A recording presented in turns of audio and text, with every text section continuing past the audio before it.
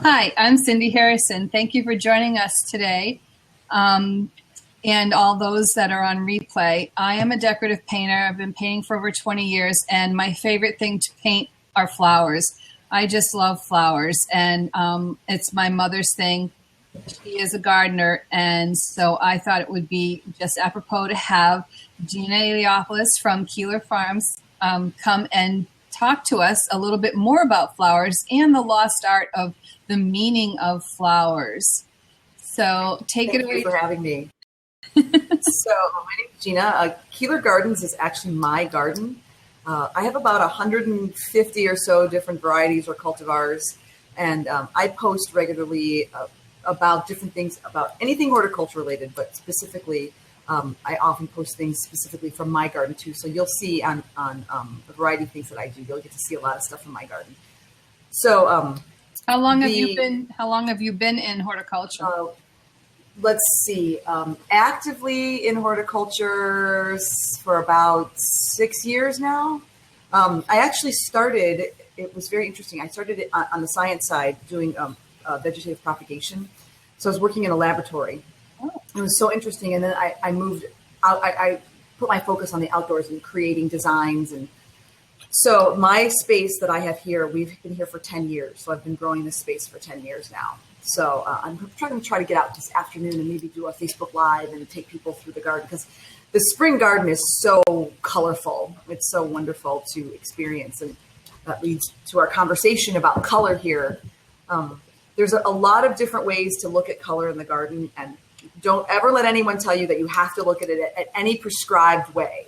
The first thing is that we always want people to be happy with their choices and what they're doing and what they're seeing in their garden. So if a color works for you and if a combination works for you and it brings you joy, then that is the right way to go. We're just going to automatically say that, so that anything you hear today, if it feels like it's in conflict with something you've done in the past, if it's something that's made you happy, then it is not a conflict. What we're doing here is just giving you ideas and thoughts and some history on the nature of sort of the language of flowers and the language of color.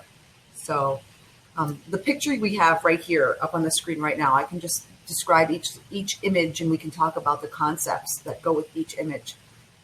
This image here gives you a sense of contrast. So I don't know if anyone's familiar with what's called a color wheel, but when you go to a paint store or when you're looking at colors, all the colors are sort of lined up almost like in a circle or on a rainbow kind of thing. And these two colors, the oranges and the blues, or the oranges and the violets, or the depending on where you are shifted on the color wheel, these two colors are considered what's called complementary but opposite on the color wheel. So they're the direct opposite of each other. And in this case, they're slightly faded. They're more pastel. And then you can see in the background that orange in a deeper tone is picked up in the background. So you have a direct contrast with the two pastels in the front, but then you have the darker tone in the back that sort of adds another flavor. And we can also talk about what specific colors mean. There are, the language of flowers has specific emotions and messages associated with colors. And also there's things like chromotherapy and other sciences that associate color with emotion and healing and value. So in this case, even though the two colors in the front are pastel, which is going to give you sort of a softer emotional response, the oranges in the rear would be considered warmer or hotter and would give you a little more excitement and a little more levity, a little more brightness to your, wake you up a little. So it's an interesting combination what just these three plants can do for a space. And we were talking in the pre-timing about how you look at things from one direction or another. If you were to stand on that turf and face the deep oranges, you would have a sense of that warmth, of that brightness, of that energy. And then if you turned around and faced just the two pastels and all you saw was these pretty sort of sky blues and light corals, you'd have a very different sense of tranquility maybe, or something interesting piquing your interest, but not, asking you to get up out of your chair, So it also depends on, what your view is and where you're facing in a space too. So that's how complementary colors work. They're opposite on the color wheel. And then blues, again, speak to a sense of peace, a sense of tranquility, and some would say even a sense of trust or loyalty. And that can actually equate when you're thinking of a sense of peace and peacefulness. You do have a sense of trust. You don't feel vulnerable. So those can equate. So we can talk about another picture, or I'm happy to answer any questions. Yeah, so it's like when you're creating a garden, and we'll talk about the meanings and stuff later on in the show, but when you're creating a garden, I was thinking about it today. Like you hear people say they're going to make a meditation garden.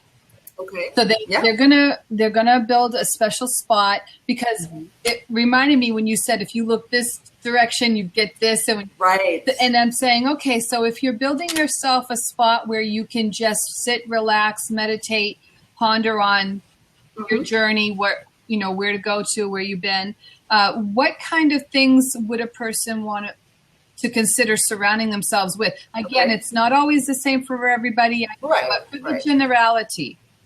Okay, in a generality, when you're talking meditation garden, very generally, we're going to talk about what's called a monochromatic design. So a monochromatic design is virtually all your plants in the same general color and tone. So you can do all greens, lots of foliage. You could do a combination of reds. And although reds have a sense of energy, and you might not associate them with meditation, because of the consistency of the monochromatic design, it sort of puts you on a plateau. You sort of are on an even keel, even though the message of that one color is energy and movement and brightness, because it's one color or one combination, a very small variation of the reds, or greens or blues. That's what a meditation garden, that's your general starting point. So you want to start there with a monochromatic design. The more colors you add, the more contrast, the more combinations, the more energy and the more movement your garden will have. Your eye will want to bounce around. So another thing you could consider for a meditation garden is one focal.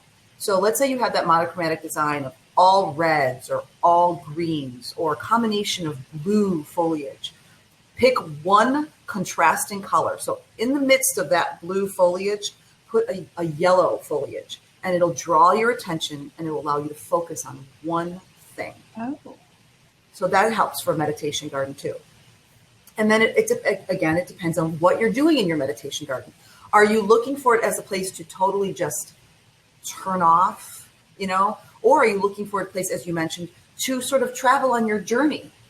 So that would guide you on whether you want to use colors for an emotional response.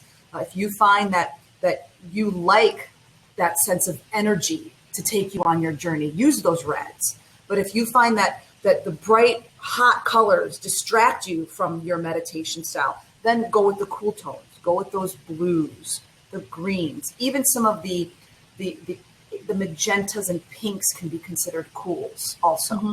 So those are some generalities. And then for a meditation garden, the other thing you might consider is where is your view? What are you looking at? What have you surrounded yourself with? And then there are also additional aspects of a garden too, like structures that aren't plants. So do you have a lantern? Do you have a pergola? Do you have a water bath? Those are additional pieces. And then another useful tool in a meditation garden is, with respect to hardscapes, is your path. So do you want that path to be obvious so that your eyes follow it and draw you to, let's say, that focal point? Do you want that path to be circular so you come back to where you started? Keeps you thinking. So these are all aspects of a garden design that you would use for a meditation space. That's amazing. It's so interesting, and because there's so many choices for plants now, where you guys are and further north of you, your options dwindle a little bit because your zones are so much colder. Yeah. But we're technically zone 5. Where we say Chicago is zone 5. Yeah. But where I am in the city, and because I have a sort of a microclimate, I can actually say I'm almost zone 6. And even on a light winter, I can say I'm zone 7. Oh, wow. Just my property, because of the way that I have, the way the house is and the way my wind blows, and as long as I'm willing to take a couple of steps to maybe cover things or address, I have a much wider palette. of things that I can choose from. Wow. Because my zone allows for more. And it's very interesting because although you think that with a higher zone, you have more opportunities, as you get past zone 7, so down like into Florida, down those areas, because they don't have a cold enough winter, They can't, yeah. they can't do some of the plants that need that cold snap. So tulips and lilacs won't work for them. So there's like a mid zone, and then above and below it, you get options. Yeah.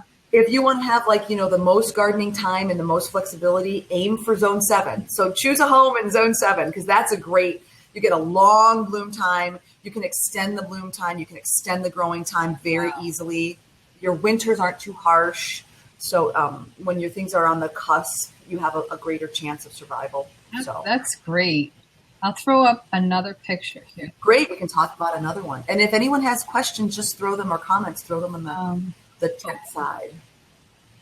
And I'll also put at the end, or somewhere along in here, I'll put my other links so you can find me in other places. And this one looks really interesting to me. Number one, I'm always drawn to purple flowers. Okay, and in the summertime, most of my garden is purple, which is nice. It's like I feel like I should have more variety, but I just get drawn. But you love the color. Purple flower. Yeah. But what is that spiky thing? Okay, so the guy in the background, that is, I believe it's an aloe, but it could be an agave. Forgive me, I don't remember. I'm not as well versed on the tropicals and subtropicals. But it's either an aloe or an agave, and I can actually find that out for you if you give me a couple minutes. I can find it out. It's it's one of those things that I probably wouldn't be growing in New Hampshire.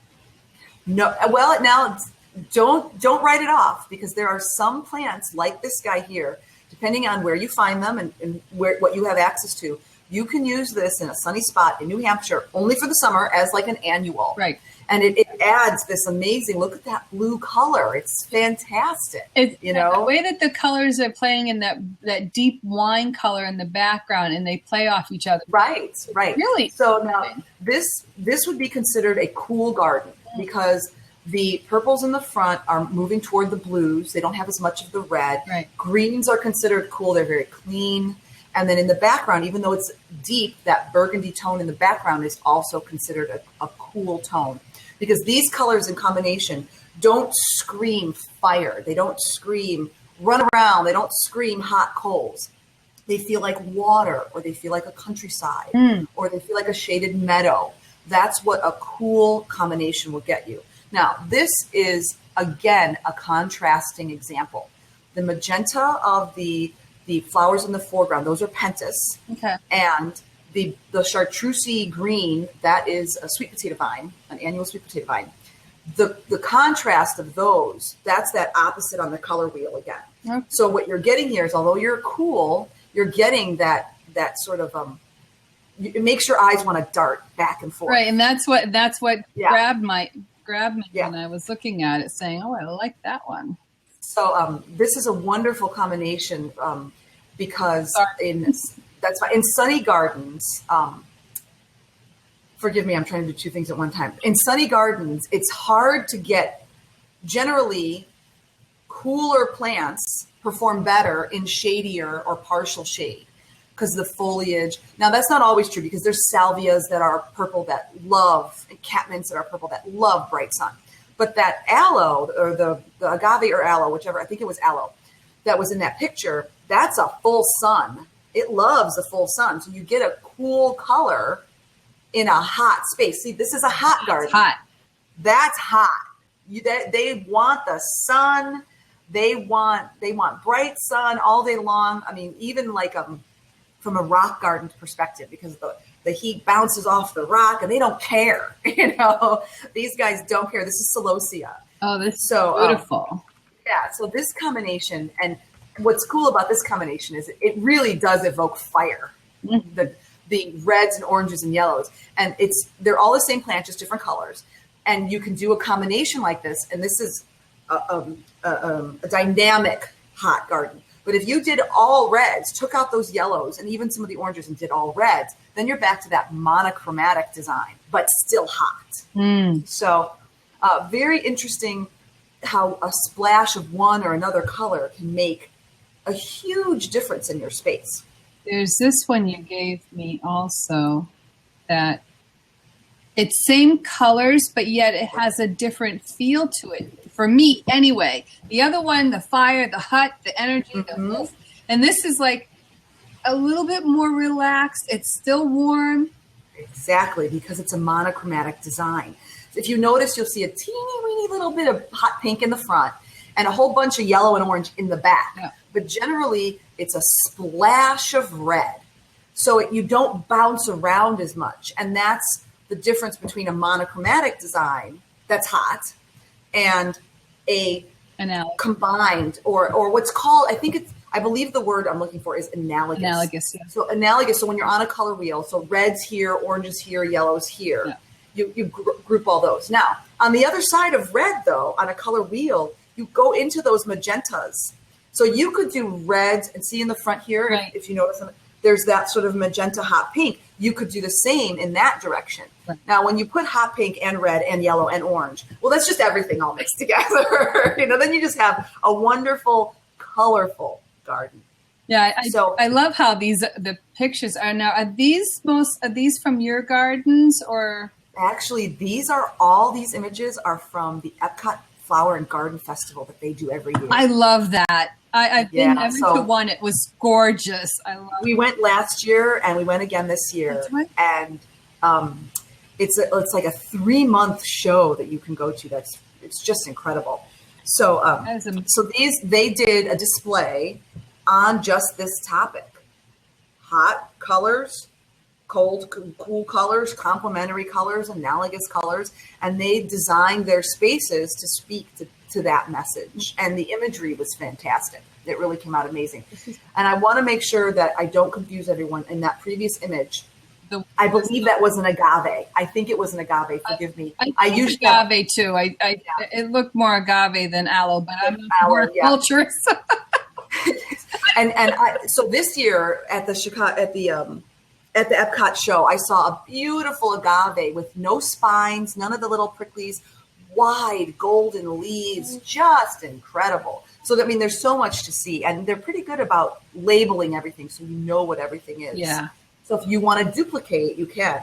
And if you go to a really good local nursery and you tell them what you're looking for, they should have the smarts and the ingenuity to be able to say, okay, well, that won't work for you, but this will. So here's another example of that meditation space that you were talking about. Yeah. Again, it's got a coolness to it, and that white really helps it to be cool and crisp and clean and pure. But it's not terribly monochromatic because of the splash of white in the background, but it doesn't make you want to bounce too much. It makes you look at the first layer with the variegated hostas, and then you look at the second layer with the solid greens of the grass-like foliage peeking up, and then you land in the background on the white, and you can just hover there, almost like it's waves on an ocean or clouds in the background. So you have a little bit of movement, but for a meditation space, it wouldn't be too much. And depending on how big the space and how the groupings are aligned, it could be a very dynamic space. It could draw you from one place to another, because that white, if done in mass like that, can actually pull you in a direction. So for example, if you were walking 20 feet back, what you'd see from behind you, from that space back there, is you'd see that white as a beacon, and you'd be drawn to it. Okay. Yeah. And reds work that way. And then depending on if you're in a shady or sunny spot, different colors work that way. So, sometimes white in a sunny space can get so blinding, you actually turn away from it. Oh. So it just depends on what you're looking at in the situation. Wow. So I actually really like this combination. A very, very popular traditional combination for many gardens is just white flowers with green foliage. Wow. So white hydrangeas, white daisies, white yarrow, and in masses, and then paired with green foliage or shrubs. And that's the entire design. That's a very traditional look, very clean traditional look. Wow. Now, hosta, I have some of these. Their bloom time is very short, right? I mean, actually hostas, depending on the temperature, hostas can bloom for several weeks. It's just that their foliage is so bold that unless you've got a bold flower, some of the types of hostas do have bolder flowers, more bold flowers. You almost don't even notice them until it's too late. You're like suddenly like, wait, there's these spikes, but all the flowers are fading. And some hostas actually have a fantastic scent, so you have to plant them en masse to see those flowers float in the wind, give you that color, and for the scent too. Because I believe that I've experienced purple and white hostas, flowers, I mean. Yeah. But there's ranges. They could be a lighter toned periwinkle and a deeper, and then those white flowers could be cream. So depending on what cultivar you've got. Yeah, but you're right. I've seen the purple and the white, but yeah. Mm-hmm. So, but they are beautiful. But yeah, and the reason we love hostas in the landscape industry is because they are very versatile, and people get gardeners, viewers. Get stuck on that sort of average hosta that we see everywhere, but there are so many hostas. There's blues and green on green and white on green and white interior, green interior with a white exterior, mixed blues, yellows, and there's an all white hosta. I think it's called white feathers or fairy feathers or something like that. All white. The leaves. The leaves are all. It's really a cream. We call it white, but it's really. But that would be a study. But just dramatic. Yeah. Yeah. Stunning. Wow. And so in a case where we're talking about contrast, similarities, you can use a hosta in combination with other hostas, but then it's a contrast because the color and the foliage is so different. Right. But the habit of the plant and the way it propagates is similar. So you have a consistency in the space, but also a contrast too.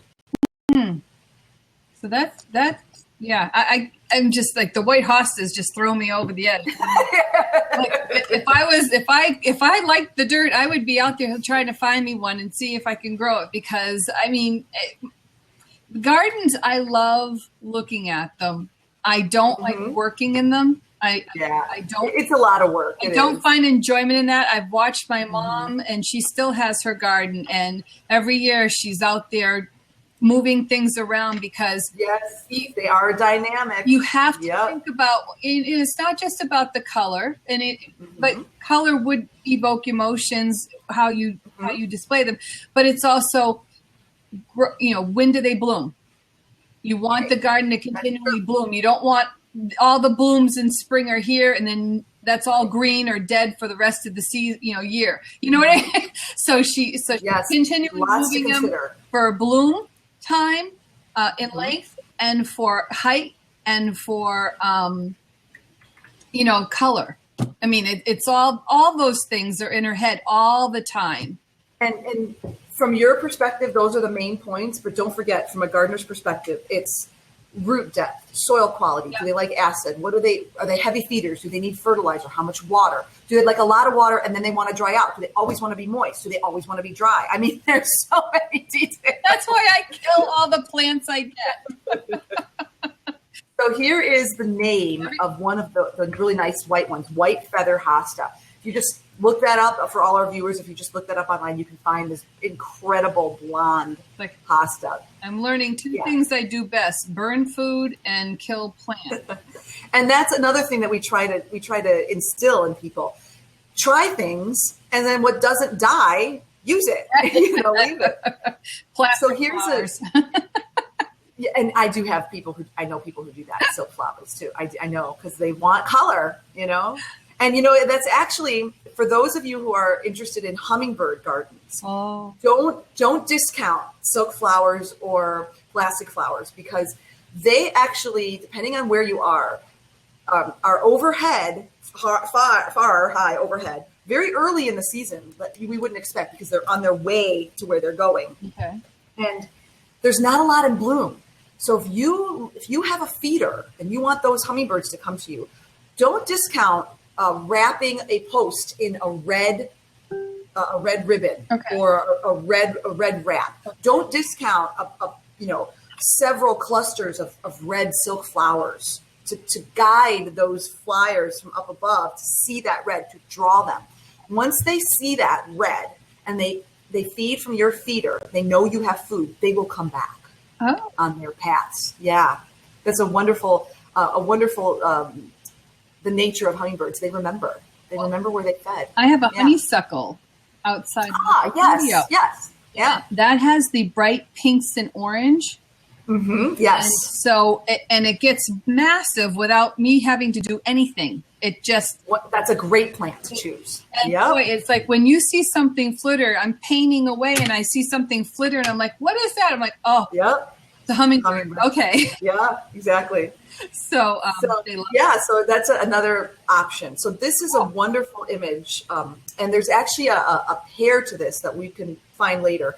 But again, a somewhat monochromatic design. If you notice the yellow in the croton in the background is brought to life by the yellow lantana that's in the front. Now, this design, I don't know if you can see it, there's a couple of leaves in there that have some orange tint to them. Yes. The picture was taken from one angle as a portion of a design. The other half of it, or the other side of it, the accompanying flowers are a red or an orange impatient, I believe. Yep. And that pulls from the orange of the croton. So one display in a very small space, viewed from one angle, can have this sort of yellow, and yellow isn't as hot as orange and red. Yellow is a warm tone, but it's warm. It's like sunshine. It's pleasant. Mm-hmm. You shift and you walk around to the other side, and then you've got the impatience and the orange of the croton in that view, and you've got a much hotter space. Right. A much hotter garden. And impatience and croton both can take shade. So if you've got a shady space that you want to brighten with some hot colors, you choose a croton because it can handle shade. And you do impatience in that bright color because they also like shade. So this is that same space.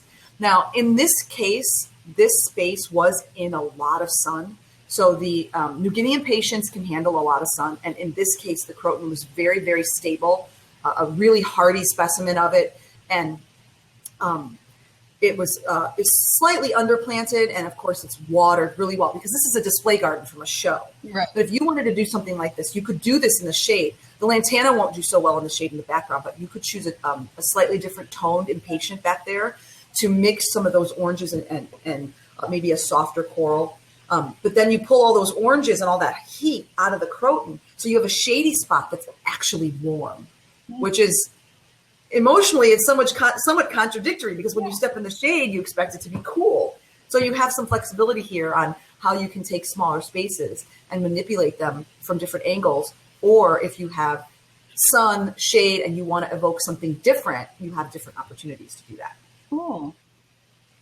So yeah, that's it makes me want to go down to the local Farm Depot and get some plants. Yes. And there are. I do love the lantana, by the way. I have on my front stoop big buckets, and my mom has planted some lantana, and I did it's a firecracker. So it had there's so many different ones. It has red, orange, and yellow all in one blossom. Yes.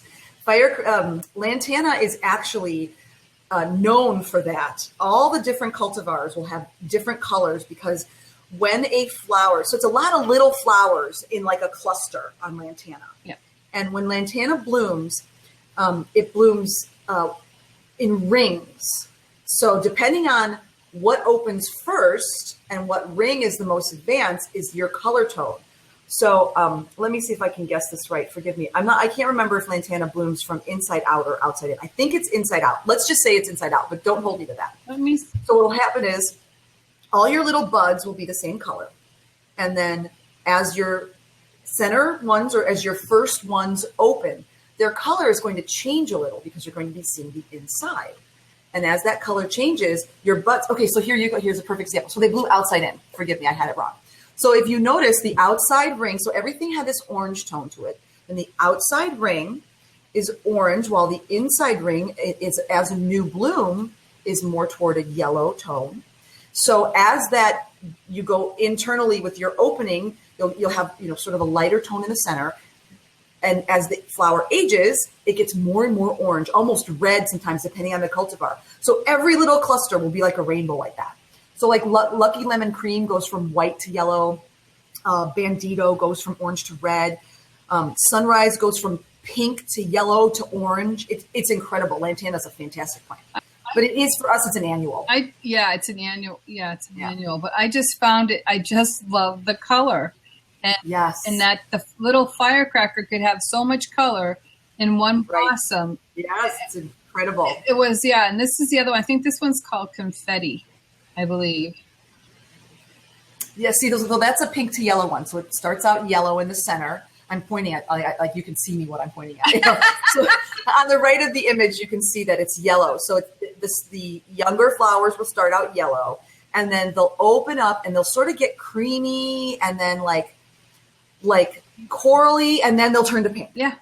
Yeah, it's fantastic. And sunrise is like that. The pink sunrise is similar to that. And it's just at any given time, you have all these wonderful, sweet colors on the plant. It's really incredible. I liked it because I got a lot of color in one plant. Yes, easy for you. Yeah. And you can actually bring lantana inside and like cut it back like almost like a shrub, like pretend it's dying back to the ground. So like leave the main, the main stem.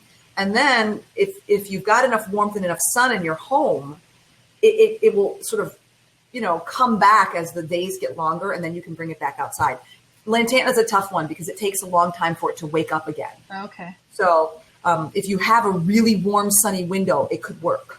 But it doesn't work for me because I don't have southern exposure in my house. I've tried to bring lantana in a couple times, and it just takes so long for once I bring it back outside in the spring for it to be like, oh, it's summer again. So how about let's talk a little bit about the lost art of flowers and the meanings of flowers. Sure. What brought me to want to do this blab on this subject is because I watched the movie Kate and Leopold, and Meg Ryan and Hugh Jackman. And Leopold was from the past. He was from the early 1900s, New York City. And Kate's brother wanted to impress a young lady, so Leopold went out with, his name was Charlie, and went out to buy a bouquet of flowers for this girl to impress her. And he's like, oh, Leopold, how about this bouquet of flowers? And Leopold's like, oh, no, not that one, because that flower is, means this negative thought, and that flower means that negative thought. You do not want to give that to a girl. No, give them, and he went on to say, give her these flowers, and because they have a more positive, it's right and stuff. And I'm like, oh, wow. So once upon a time, there were meanings. Yes. Mm-hmm. And some still use it. So I'll give you an example, a blog post that I wrote. Oh gosh, I guess it was for Mother's Day last year. And what I did was I discussed, if you look at the meanings of flowers and you want to get your mom a bouquet, think about what you want to say to her. So obviously we all turn to roses because roses mean love and, but the color of the rose has importance. So I didn't know this until I did my research that the deep pink roses, they actually express a sense of gratitude. Oh. So if you want to say thank you and I love you to your mother, try a deep pink. Of course, red is love, and I have a list here of all the different colors. Yellow is always friendship. That's like the only thing. Love and friendship. I knew those. Right. And white can mean purity. So if you want to say that your love for your mother is the priority in your life and is from the deepest depths of your heart, choose a white rose. So that's a few of the rose meanings. But some of the other things that you can combine with that very familiar rose, for example, lilacs, which are very reminiscent of the springtime because many displays around Mother's Day, all the lilacs are in bloom. It's a very Mother's Day oriented kind of plant. Because they are reminiscent of the time of year of Mother's Day, they might be appropriate, but they represent sort of a sense of youthful joy. So from a child to a mother, that would be sort of an appropriate message, sort of a message that I'm still your baby. I'm still your young one running around. And then you can also use, there's a lot to say for herbs. So like lavender, even something like basil, because it has such a wonderful scent. You can include that. You wanted to do like a potted plant. If you wanted to give your mom a pot of different herbs to use for her garden. Basil is the message it sends is good wishes. So people want good wishes. And lavender is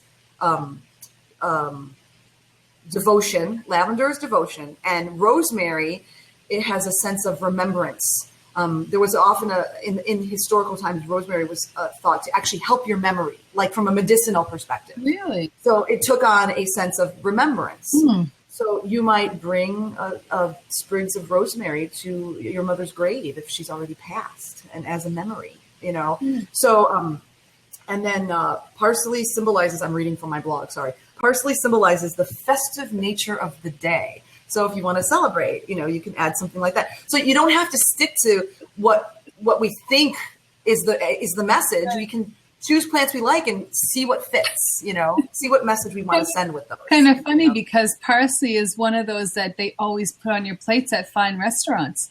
They always dress your plate with sugar parsley. It's like a little firecracker or a little confetti for you. Right. Festive. Right. And then African violets here, I did some research previously. African violets are a sign of unending devotion, and helianthus, which is sunflowers, which is not something you'd normally think to give to your mother, but it's a sense of respect. It signifies respect. So, and you can use these meanings for anything in any combination for any bouquet, but when you're thinking about why you're sending a message or why you're planting flowers, you can have gardens, like you could plant a garden for your mother with these plants. And many of them, chamomile, parsley, lavender, in our zone, in zone 5, are perennial. Yeah, in your zone. So, yeah, in our zone, right, sorry. Yeah. But, there are cultivars of a lot of different plants now that you might be able to push into zone 4. Or you zone 3 or zone 4? I have lavender out front, and it's doing fine. Fantastic. It's coming back, and the cat really loves it, too. Oh yeah. Oh, if I could have if I could have a lavender farm, I would do that. I've been to one so much. I've been to one. Yeah, I've been to one too. Yeah, they're fantastic. It's just and the bees are busily working, in the farm. Yes, so much energy. You have the contrast of the yellow, the complementary yellow and lavender, purple going on with the bees and the. Yes, and you also have the contrast of the cool tones of the purples in bright, sunny fields, in the hot fields. So yeah, it's wonderful. It is beautiful. It is. I like one of the. Go ahead. One of the mentions that we talked about with the deep pink roses for gratitude. Right. Another combination that I put together was a garden of gratitude. So you could actually plant a handful of plants that come back every year, again, in our zone 5. And actually some might even go to zone 4 that actually speak to gratitude. So when you talk about specific plants like azaleas, hydrangeas, certain campanulas, and that pink rose, that whole garden would have an energy of gratitude. And then when you pick the colors of each particular one, for example, you would pick a pink versus a white azalea, or a blue versus a white or pink hydrangea. That has another message because then the color speaks to another emotion. So you can have a garden of gratitude with other things added to it. Wow. So that's a lot to think about. It is a lot to think about. So just pick plants that you like, and if you really want to send a message, you can maybe eliminate 1 or 2 of them that don't send the message that you're looking for. I actually have a book open right here. There's a whole bunch of links in the chat side for those of you who are here on the replay, and also if anyone's interested, of a handful of books and links to the different languages, the different sites that do language of gardens, language of flowers. So not all sites are going to be the same. You're going to have, some sites are going to say sage does this. Some are going to say that flowers, roses do this. So some will have overlap and they'll agree, but some will have discord and say, oh, no, that's not what sage does. So you just got to take it with a grain of salt and choose based on what you want to design. This book here has a whole handful. And of course we see rose for love, but does anyone know that ivy has a message of fidelity? So in Victorian times, if you were going to send a bouquet or you were going to send a message, even a written message to a loved one or a new suitor or a new potential, young lady, you might include a mention of ivy in the letter. You might include ivy in your bouquet. you might include a drawing of ivy on the side of your stationery. These would impart that your suitor or your loved one has remained loyal. So one of the things that came up in one of the books was that one of the reasons that flowers have a language was because it was for sort of a code. So where it may have been improper to state boldly, I am faithful to you, I am yours, you know, we are bound. You present someone with something like a white flower that's purity and an ivy that represents fidelity. And then you impart a message that there is an expectation there or an understanding there. Without saying it, yeah, because they were that way. They were not like a woman couldn't talk to a man without having first been introduced. So, right, you know, and you know what, it could also go the other way. You know, a woman could, if she wanted to, wear on her lapel a racy flower. I'll refer to my notes. Something like, let's see, foxglove. Okay, so we all know foxglove, right? That's yep. I have a picture of it. Belladonna, right? Foxglove is belladonna, right? So foxglove, it's a beautiful flower, though. So in my notes here, foxglove notes insincerity. So if you were forced to attend an event and you didn't want to go with your parents, or you didn't want to go with this gentleman, you could wear a little foxglove on your lapel. Wow. In your corsage or in your parasol. And you could send a message of, I don't want to be here. You know, so it goes both ways. You know, there's a message in both directions. So now, I can see myself wearing that on my lapel, but well, you know, in any way that worked in that time. That would be something, wouldn't it? You know, and we look at it and say, oh, it's just a beautiful little flower right now. But right. Back then, right? And, you know, it's interesting that this particular flower would represent insincerity because it is poisonous in large quantities, but also it's what's called a biennial. It'll sprout leaves for you. It'll have foliage its first year from seed, but it won't make flowers until the second year. Oh. So you have to make sure it's hardy in your zone to get flowers, and you have to wait 2 years, which does feel a little insincere to me. Now, so because I've got one out in my garden. So does that mean if I had blossoms last year, I might not get them this year? It seeds itself. So what usually happens is if you've had it for more than a couple of years and you've gotten over the whole initial seeding and the whole initial every other year thing, and it's readily seeding itself, what'll happen is the seeds that fell last year will make foliage, but the seeds that dropped 2 years ago made foliage last year and will make you flowers this year. Huh. And then the seeds that dropped last year will bring you flowers year after next. Right. So as long as you have a consistent supply of seed and it keeps going and going, coming and going, you should have a consistent display. But it's not really hardy here. And we don't have great luck with foxglove being hardy or dependable. That'll be interesting to see what I get. Yeah, and again, you know, there's another plant like that, echinacea, coneflower. Do you know the purple coneflower? Echinacea. It looks like a purple daisy, is what it looks like. It's a native to our area here, and it's so funny because it's a very short-lived plant. It only actually lives for maybe 3 to 4 years. A single individual plant with one root and it's one flower. You know, right. It's a flower for you a couple years, and after the 3rd or 4th year, it dies. And we have so many people who are like, I had my echinacea for 20 years. It's been in my garden. Well, that's because it seeds itself. So you're getting new flowers, new roots, new plants every few years that are coming to fruition and providing you those flowers indefinitely. And it's a good cedar. It's pretty consistent. I'm going to put this picture up here, but I don't think this is an echinacea. But you can tell me. Yep. What is that? That's probably Rudbeckia or Rotibida. It may be considered a coneflower from a generic common name, but it's more like a black-eyed Susan. Okay. Or prairie coneflower. Yeah. I had echinacea in my front garden once, the bright pink color with the orangey.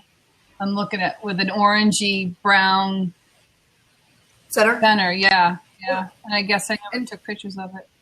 some of the echinacea cultivars are actually not very hardy long term. So they're good for 1 or 2 seasons, but they're not going to seed as aggressively. They're not going to come back as aggressively. So the natives give you, as you mentioned, you're not out there digging. If you want to throw something in that's going to come back and come back and come back and has very little care, your native, your species plant would be best for that. So I digressed. Sorry. Okay. So we were talking about gratitude. We're talking about how flowers have a language. And again, as I mentioned, there's a couple links for different messages. I actually read a book that had a similar story where the heroine of the book she had a flower store.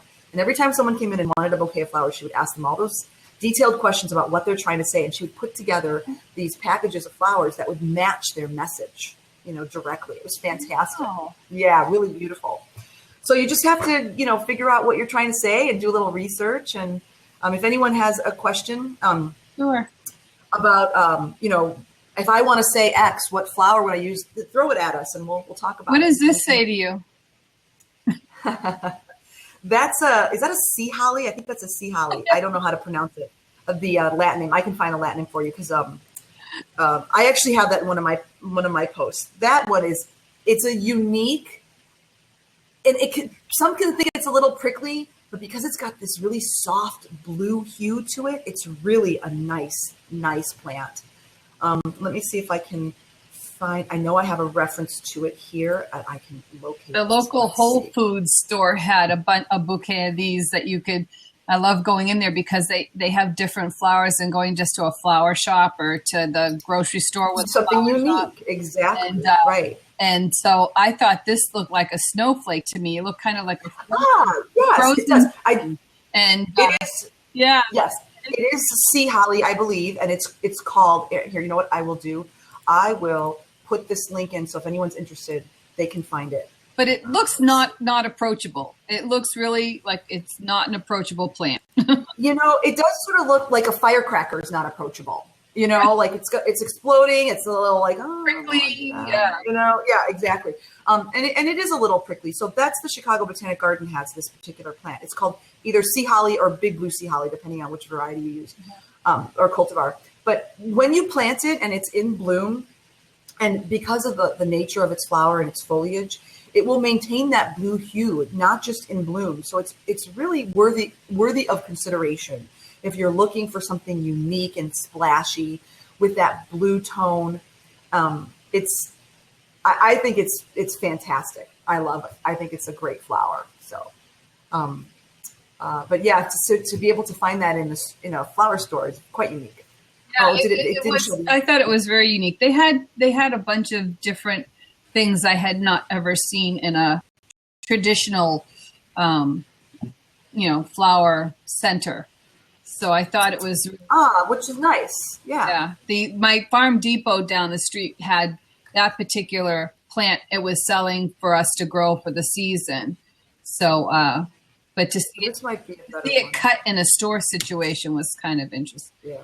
Yeah, it doesn't want to put the picture up, but there's our 2 links. So that the first link is sea holly in general, and then the second one is the specific cultivar, the big blue. Right. So if you go and we pin that one, see what happens. Yeah, see, it's not the Chicago Botanic Garden site. I've had this problem; it doesn't like to be pinned.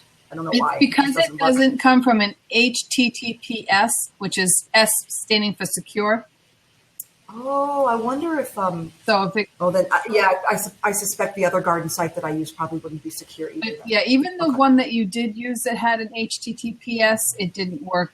It didn't work for me, anyways. So, interesting. But yeah, no, I love taking. I have a lot of photographs from a lot of flowers because I love, again, like I said, painting flowers. And so, from a painting perspective, do you ever find that you see a flower and you're painting it and you want to be accurate in your representation, but its color isn't evoking the right emotion in your painting, so you change the color in your painting? I can add like a glaze. Okay. And give it a different feel. Yeah, so the overall color is the color of the flower, but by adding a few glazes here and there, it helps to rest better in your mind. Okay. Mind's eye. It just comes across better. Yeah. Yeah, I get that. Check this one. This is my favorite flower. Oh, cool. Oh, that's balloon flower. It's That my one. favorite flower. And is it your favorite open, or is it because of the way the buds The whole are? thing. Oh, I know. Those buds are awesome. So much fun. I love the stargazer lilies. Those are really the ultimate. Oh, yeah. Those are my ultimate bomb, and they bloom for my birthday. But these things here, I don't have to do a darn thing to them. No, you don't. And they reseed themselves, and they keep coming up everywhere. They're really fantastic. And for those of you who don't know what a balloon flower is, it is incredible. So notice how the 5 petals here are open. So imagine if they were closed, but really hollow. So the buds, when this thing, before it opens, it looks like a hot air balloon. It's so cool. It just looks just like a hot air balloon. It's just such a neat plant. Yeah, I think this is a good example of that, what you're explaining to them. You see one in there? On the bottom? Oh, on the bottom. Yeah. See it on the bottom? So when you, and oftentimes it'll be upright, standing straight upright. So it'll look like it's floating off. They're just such a happy flower. Just so much fun. Yeah, and don't they close up at night? They close up. I haven't noticed it dramatic like a morning glory. It's possible that they do, but it's less obvious. I haven't actually monitored. I don't remember, but like my tulip, I have a variegated tulip out there, and it closed up at night. Oh yeah, tulips. It's like they're cold, and so they close up to maybe warm up a little bit or something. Yeah. I'm going to put the proper name of that balloon flower in here, so that if anyone is interested. Well, the thing is that we talk about the language of flowers with colors and what they mean. Mm-hmm. Flower names have the same thing. So balloon flower, in this case, we're talking about Platycodon grandiflorus. That's the botanical name. That's not one that I remember very easily.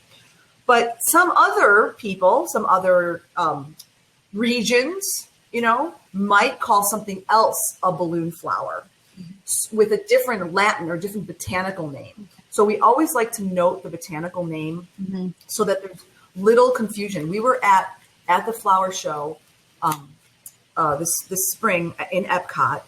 And do you know what Gaillardia is, a blanket flower? Have you ever heard of that one? I've heard of the blanket flower, but... Okay. It looks like a little sunflower. It's like like this tall, and it's like a red or a bright yellow, like little mini sunflower. Okay. And then as it fades, it's got this like ball it's seed ball. It's really a cool plant. Okay. Well, it's so funny because this family from Texas, they live in a small rural town called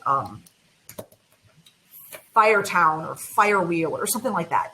And the blanket flower is their little town flower. Wow. So everybody calls it the firewheel flower because it's from that town. It's not, nobody there calls it the blanket flower. Right. So if I walked up to a nursery in Chicago and said, I want the firewheel flower, would they really know what that was? Probably not, So that's why we in the landscape industry try very hard to use Latin names and cultivar names too, because the cultivar, the one thing that's in the little quotes at the end, that determines the color, the height, whether or not it's disease resistant. So that cultivar can be very important if you're designing a space. Cool. So back to the language of flowers. Yes. Any other ones you want to throw up there? We'll see if they have a meaning or anyone have any questions they want to ask. Let's see. I'm looking at my notes. Forgive me. I have tons, and it's like, oh, I love this one. Yeah. I got this off of a website somewhere along. Okay, let's see if door. Do you know what the plant is, or am I doing a little guessing? Oh yeah, poppy. Yeah, I love poppies. My husband doesn't like poppies. I love poppies. Let's see. Do they have a that color poppy? To me was not a poppy color I'd ever seen. It is quite unique. I've seen the reds. I've had red, yellow, and orange in my garden, but never this color. This is to me. Yeah, it's beautiful. It's like a coral. So in my notes, I have from this one reference that, and this reference, by the way, is the language of flowers, Penhaligon's scented treasury of verse and prose. So this is a book that has reference to all these flowers. And that there's a link in there up there for you if you want it. So the poppy in this case is related to fantastic extravagance, which sounds wonderful because poppies really are totally extravagant if you think about how they bloom, and they're wonderful. But in more recent times, I don't know, this book is actually, I'm not sure if it's late 1800s or early 1800s, these references, because the poppy, the red poppy, has a specific meaning, and it goes back to that remembrance because it's associated with the fields after the war in Europe. I don't know if you know the story or not. It's really an amazing story. Okay, yeah, it does. I know that it has a connection, but I didn't hear the story. So when the military was traipsing through Europe during the war, what they did was they trampled a lot of fields and flowers and whatnot. But they also, with their trucks and with their movement, they also loosened the soil in a way too, like created a lot of discord. Okay. And then once they were gone, the poppy seeded in all of that space, and left behind was this sea of red poppies. And it had this sort of, it evoked this sort of feeling of, you know, the blood of the soldiers, but also a sense of remembrance. Mm-hmm. So it's a really wonderful story, and poppies are used on Veterans Day and in some cases Memorial Day, but on Veterans Day. And they had the paper poppies. I'm sorry, on Memorial Day. So, yes, right, exactly, right. Paper poppies.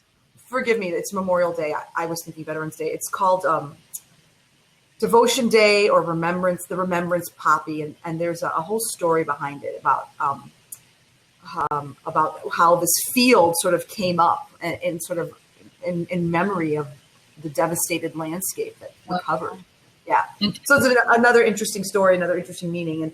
And it's a newer one. And, you know, who knows, maybe in our generation, you know, let's say in our 2 or 3 generations surrounding where we are right now, maybe we will generate more new meanings of flowers for people to carry on in future generations, you know, as we make new cultivars, you know, so. This is a more typical color that I would associate with that. Mm-hmm. Correct. And poppies, there's also the poppy anemone, which actually isn't a poppy per se. It's an anemone that looks like a poppy. And that is an annual, but it has a very similar look, and it comes in blues, like indigos and blues. Oh, I think I might have a picture or something like that. I didn't know. Is this, let's see if this is one you're talking about. Mm-hmm. Because